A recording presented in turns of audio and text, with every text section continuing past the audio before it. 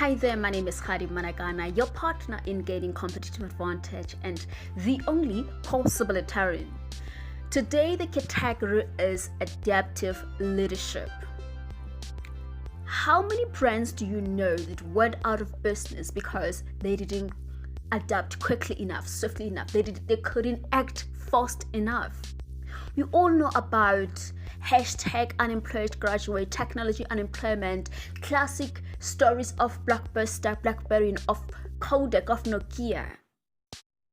You really don't want to be one of those brands or one of those organizations or one of those leaders that will say that we did everything right, we just don't know what happened. You don't want to be one of those brands that gets substituted, replaced that savagely. You don't want to be made irrelevant in that ruthless way. Hence today, I'm here to encourage you to start practicing brave leadership and be more, developing your capacity to adapt quickly and fast. In this world of disruptive forces, it becomes important for you as a leader to get into the habit of taking precise, brave, and swift actions. Especially because we already know and established that we live in a fast and changing world. This is a constantly changing world. This is a disruption-prone market. So you need to start getting into the habit of taking those precise, swift, and brave actions so that you can enable yourself, your team, and organization to adapt quickly before the damage bill gets to $200 million. In 1991, a commercial fishing boat under gale was lost at sea. Together with their 6 crewmen after they were caught off the northeast coast in a superstorm created by an incredibly rare combination of 3 forces. At its peak, this storm had wind strength in excess of 120 kilometers per hour,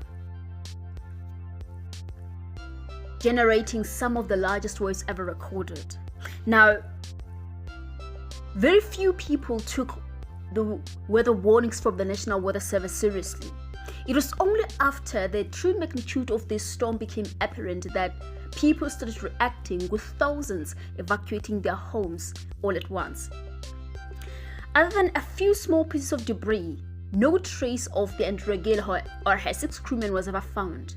This storm went on to kill another 7 people and created a widespread destruction on much of the eastern coastline, generating an estimated damage bill of $200 million.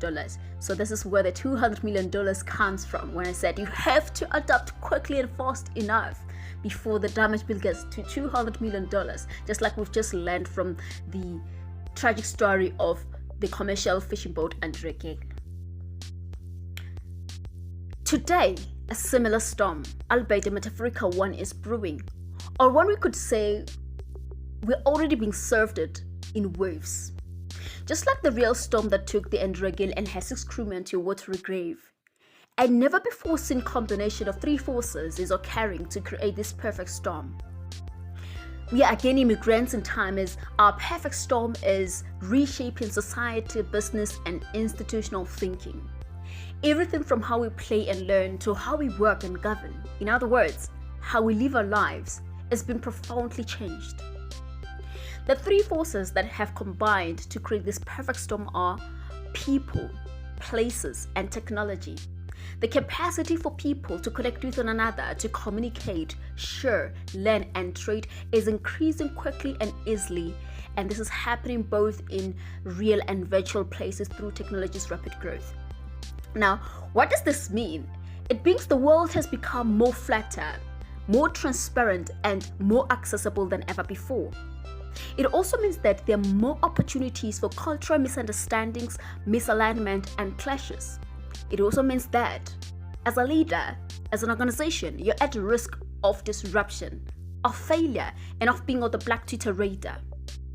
We are seeing the increasing evidence of this cultural misunderstanding and misalignment, and the disruptive impact on the business on a daily basis.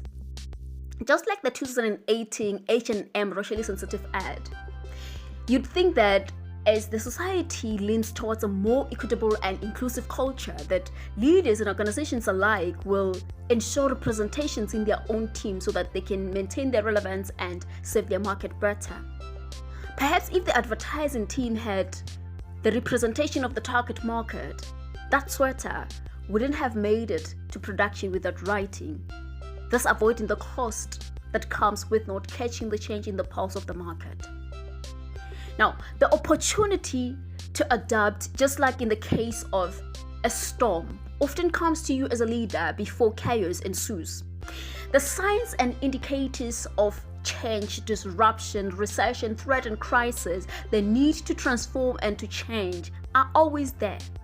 And sometimes it can come in a form of mega trends such as the fourth industrial revolution, or an increased topic discussions in ESG, diversity, equity, and inclusion, the great resignation, circular economy, ChatGPT, artificial intelligence, or others, and the topics like metaverse, etc.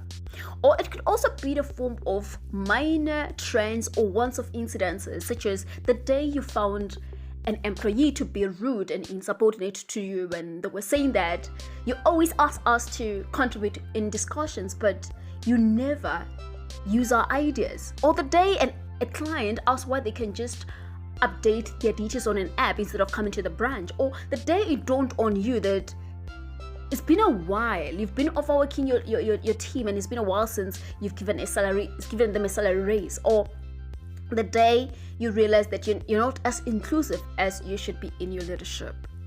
And sometimes these trends and indicators could be in a form of, they can be more pronounced, such as a shift in customer and consumer behavior, or team dynamics, or customers switching to your rivals, or plummeting profits, or low team morale, or lack of innovation in your team. The fact remains that the signs are always there. What it really takes for you to not get out of business, to not be taken out of business, to not lose your relevance in the market as a leader, as a business, is for you to brave those calls, to use those moments of awareness, to follow those facts and awareness and truths, to respond, to take that decisive, brave, and swift action, so that you don't say that we did everything that we could, we don't know what happened, we did everything right, but for some reason we just lost. You don't want to be one of those brands. You don't want to be here today and tomorrow you're out, because it can happen. Industries rise and fall all the time. The mighty falls and the startups rise up, but you don't want to be one of the mighties that fall. So get into the habit of taking precise, swift, and brave actions. Don't wait until it's already here. Don't wait, it's already chaotic. The warning signs are always there. Take action. Until next time.